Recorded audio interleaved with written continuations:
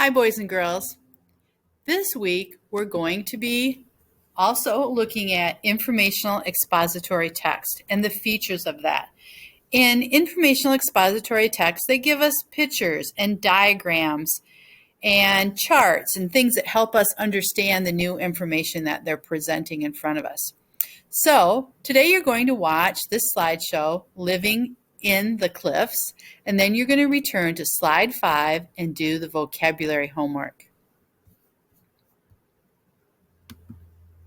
Our vocabulary words for this week are culture, which means characteristics, beliefs, and behaviors of a social group.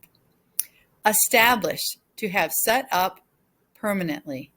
Communities, a group of people who live together in the same place. Immigrants, people who move from one country to live in another. And the last word is traditional, coming from established customs.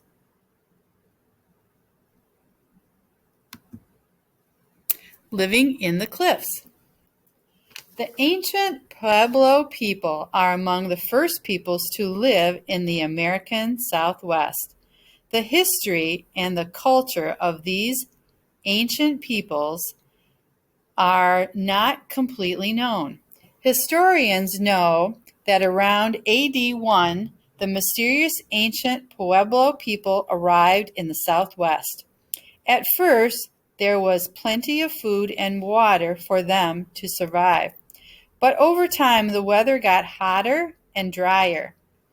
There was a scarcity of food and land for growing. The people had to move. The ancient Pueblo people moved from underground houses to above-ground dwellings. Many established or set up homes on the sides of cliffs. The cliff houses were safe from enemies and the weather. Around AD 1300, the ancient Pueblo people left their homes in the Southwest. Some scientists think the dry weather forced them to leave. Luckily, many of their homes still exist. These ancient communities give us clues about what life was like for the ancient Pueblo people. Really neat looking structures in the side of a cliff, right? Unusual. Clues in a cave. Archaeologists are studying ancient objects in a rock shelter called Daisy Cave. The site is on the San Miguel Island near the California coast. Scientists think people began living in the cave at least 12,000 years ago.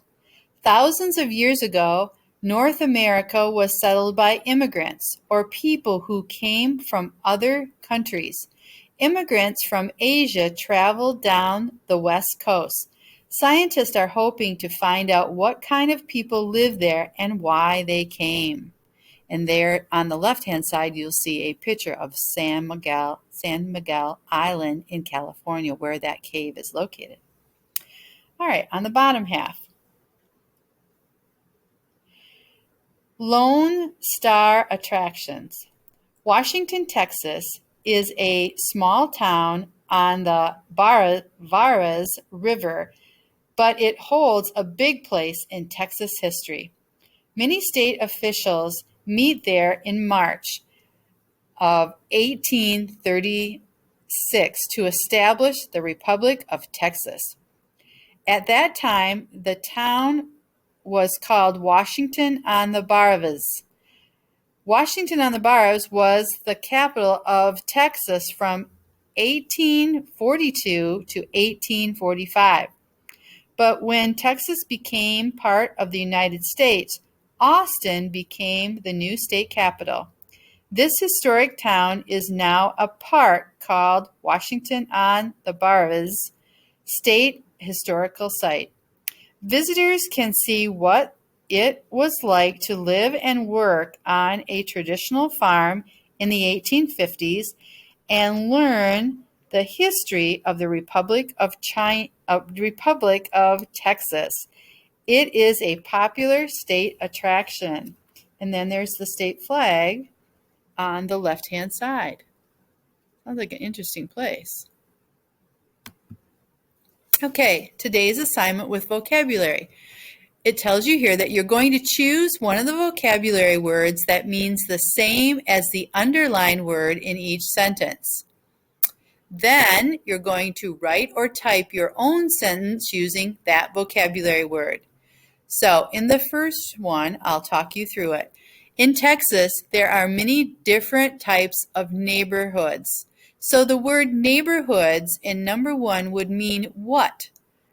What is it similar to of our vocabulary words? Could it be culture, communities, immigrants, established, or traditional? If you chose communities, you're correct. Now you take that word communities and write a sentence on your own in the box using the word correctly. All right? That's all for now.